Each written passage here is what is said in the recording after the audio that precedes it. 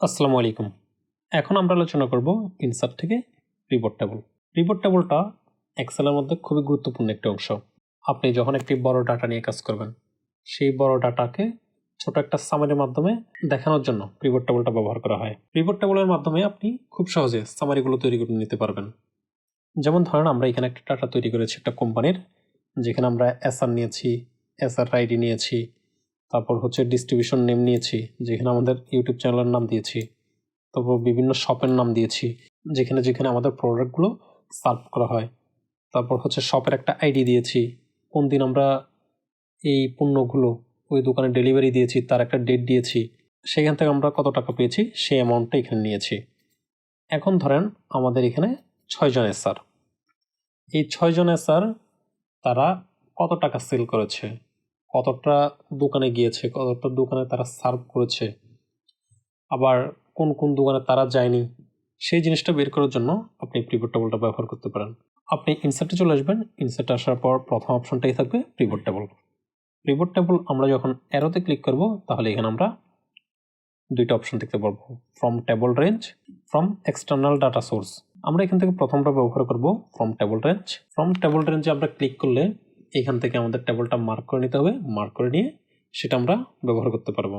আমরা যখন pivot table ব্যবহার করব, তখন আমাদের অবশ্যই খেয়াল রাখতে হবে আমরা যে ডাটাটার উপর পিভট টেবল তৈরি করব তার একটা হেডিং থাকতে হবে। আর আমরা যখন হেডিংটা ব্যবহার করব, হেডিংয়ের যদি কোনো একটি ঘর যদি খালি থাকে, যেমন এই ঘরটা আমরা খালি করলাম, খালি করে আমরা যখন এটার উপর পিভট টেবল করতে চাইব, তখন কিন্তু পিভট টেবলটা শো করবে না।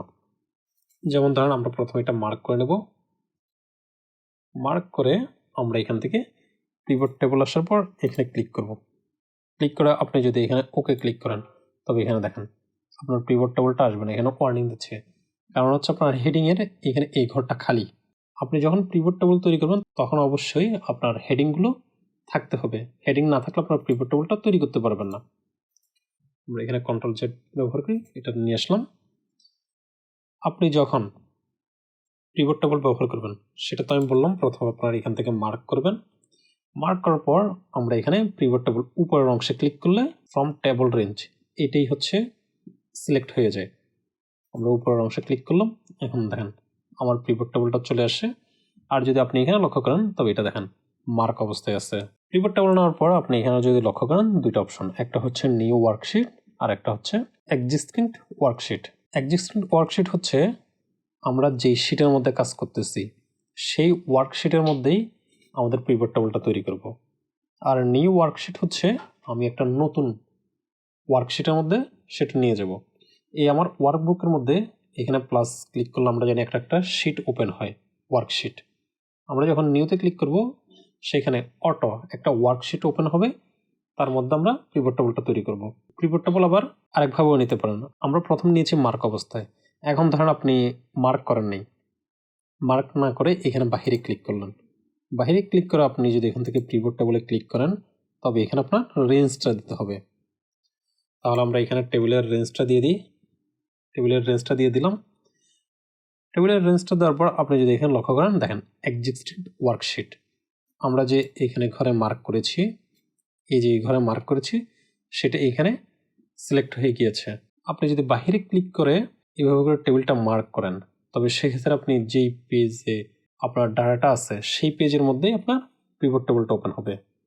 আবার ধরেন আপনি এখানে বাহিরে না, ভিতরে, ডাটার ভিতরে যে কোনো জায়গায় ক্লিক অবস্থায় আসছে, এই অবস্থায় থেকে আপনি যদি ক্লিক করেন, তবে এটা অটো আপনার পুরো টেবলটা মার্ক হয়ে যাবে। তবে অবশ্যই খেয়াল রাখতে হবে আপনার হেডিংগুলো ঠিক থাকতে হবে। হেডিং ঠিক না থাকলে সেটা মার্ক হবে না। এখান থেকে আমরা প্রথমে নিউটা নিই, ওকে। নিউতে আসার পর আপনি যদি এখানে লক্ষ্য করেন, আমাদের যে হেডিংগুলো ছিল, এখানে যদি আসি, এই যে হেডিংগুলো ছিল সবগুলো হেডিং এখানে দেওয়া আছে, আপনি এখান থেকে পাবেন। আমাদের পিভট টেবলের 4টা অংশ। প্রথম অপশনটা হচ্ছে ফিল্টার, দ্বিতীয় অপশনটা হচ্ছে কলাম, তৃতীয় অপশনটা হচ্ছে রো, আর চতুর্থ অপশনটা হচ্ছে ভ্যালুজ। আপনি কোথায় কি রাখবেন সেটা এখান থেকে সিলেক্ট করে নেবেন। যেমন প্রথম অপশনটা হচ্ছে ফিল্টার, আপনি যেই ডাটাটা এখানে নেবেন সেটা ফিল্টার করতে পারবেন। এরপরের ডাটাটা এখানে কলামে দেখাবেন, তারপর ডাটাটা এখানে রোতে দেখাবেন। আর ভ্যালুর জায়গায় আপনি যোগ, বিয়োগ, গুণ, ভাগ যে যে জিনিসগুলো করতে যাচ্ছেন ইকুয়েশনগুলো সবগুলো ভ্যালু জায়গায় করতে পারবেন। যেমন ধরেন আমরা এখান থেকে স্টোর আইডি এটাকে ফিল্টারে নিয়ে আসলাম। এখানে লক্ষ্য করেন স্টোর আইডিটা ফিল্টারে চলে আসছে। আমরা যদি এখানে অ্যারোতে ক্লিক করি এখানে দেখেন স্টোর আইডিগুলো শো করতেছে। আমরা এখান থেকে স্টোর আইডি না নিয়ে আমরা এখান থেকে এসআর আইডিটা নিতে পারি। আমরা এখানে এসআর আইডিটা নিলাম, এখানে আমাদের সবগুলো মানে আমাদের 6টা এসআর আইডি শো করতেছে। এরপর আমরা এখান থেকে এসআর এর যে নামটা আছে সেটা আমরা রোতে রাখতে পারি। রোতে রাখলে এখানে দেখেন আমাদের এসআর নামগুলো শো করতেছে। এরপর হচ্ছে কলাম। কলামের মধ্যে আমরা এখানে ডেটটা দেখাতে পারি। যেমন ধরেন আমরা এখানে একটা ডেট ব্যবহার করছি, আপনি চাচ্ছেন আপনার পুরো সপ্তাহ ডিটেলসগুলো দেখবেন, তবে সেক্ষেত্রে আমরা এখানে ডেটটা নিয়ে আসলাম।